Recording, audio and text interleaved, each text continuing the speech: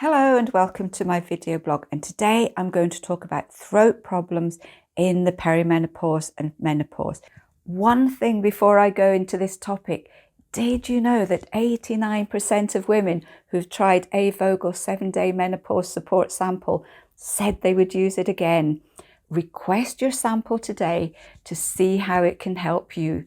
Details on how to do this are in the video description. Now, let's get back to the topic.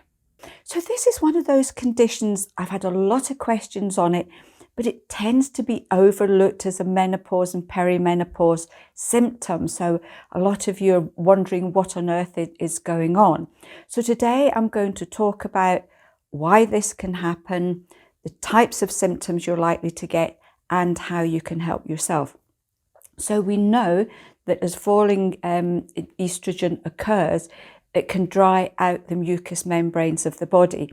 Now, mucous membranes are areas of the body that are very mucousy, they're plump, they're full of water, and that includes things like the vagina, the digestive tract, your lungs, your bladder, and also the mouth and the throat. So what can happen as estrogen starts to fall, the mouth and the throat can start to dry out. You may end up producing less saliva as well, and obviously that's going to affect the mouth too. What happens then is, especially when you're eating, your food isn't getting mixed with enough saliva, so your food tends to get a little bit dry. You may find that because you're not producing enough saliva, food is getting stuck in the throat. You might find it more difficult to swallow. You might find your throat is a bit scratchy. It's a little bit irritated. You might find that you tend to get a bit more of a cough. So in this situation, generally, we would look at supplements such as sea buckthorn oil. Remember the water, to drink plenty of water generally. The other thing is we tend, when we're stressed and in the menopause and perimenopause, we tend to eat a lot of carbohydrate-rich foods, and these can be part of the issue. Carbohydrates need a lot of saliva in order to mix them up. We also tend to eat really quickly. So if you're eating a lot of dry food and you're going chomp, chomp, swallow, you're trying to swallow big lumps of food, and that can be part of the problem as well. So the first symptoms are just generally you're having trouble swallowing. So with this particular one, make sure that you chew your food really, really well. We recommend 20 times. You want to mix it with as much saliva as possible, and that will make it much easier and smoother to swallow, especially if you have this particular issue. There is also something called Globus, and it feels like there's a lump in your throat, big lump in your throat.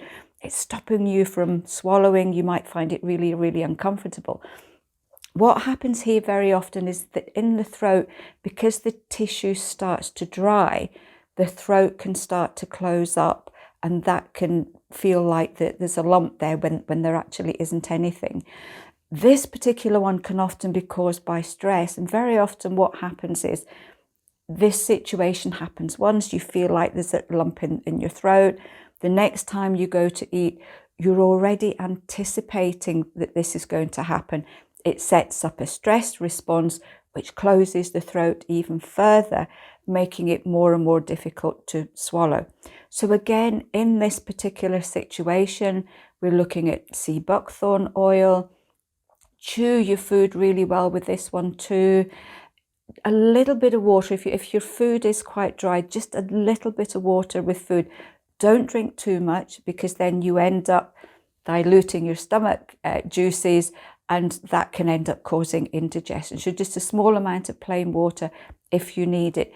If stress is an issue, if you find you're getting really tense when you're sitting down to eat, then you could look at the herb passion flower.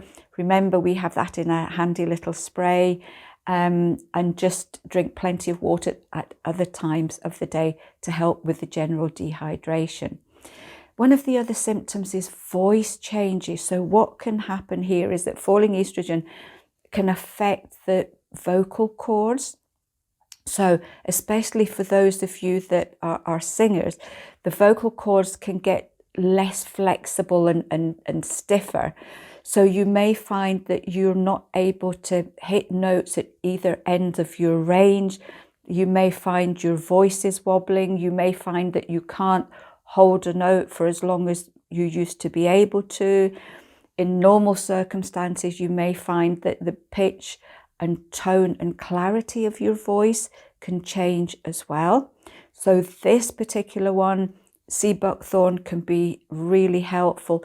Just watch though, if you're starting to get swelling at the throat as well, which is affecting your voice, this could be due to thyroid issues. So this is one you need to get checked out by your doctor just to make sure that there's nothing else going on. You may also find that you're getting constant sort of phlegm.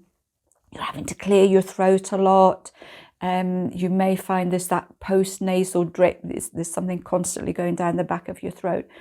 What can happen in this situation is that falling estrogen can affect our immune system, so it can make us more vulnerable and susceptible to all sorts of little infections that may be going around. And especially in the winter, you can end up literally getting one thing after another, and obviously that can then create all the phlegm and the mucus, even if there isn't a cough involved.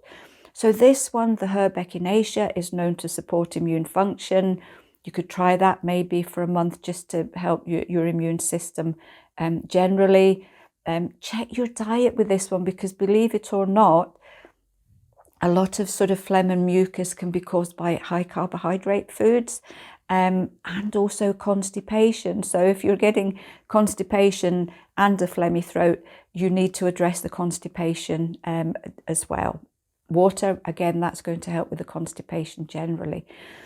So with this particular set of symptoms, you can see that most of them are just caused by falling estrogen, but there can also be issues that are completely unrelated. So if these simple tips don't help at all, please just get this whole thing checked out by your doctor.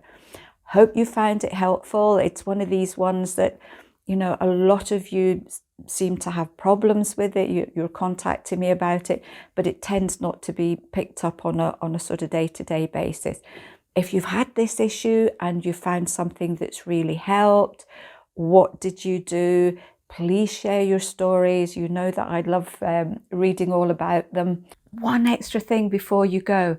Another way to support yourself at this time is to take a perimenopause and menopause supplement, such as Vogel's Menopause Support. If you haven't tried Menopause Support, why not request a free sample today to see how it can help you?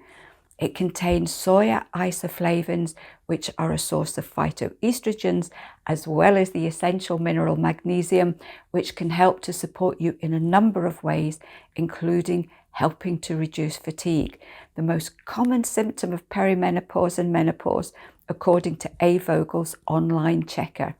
Check the video descriptions for details on how to request a sample today. Take care and thanks for watching.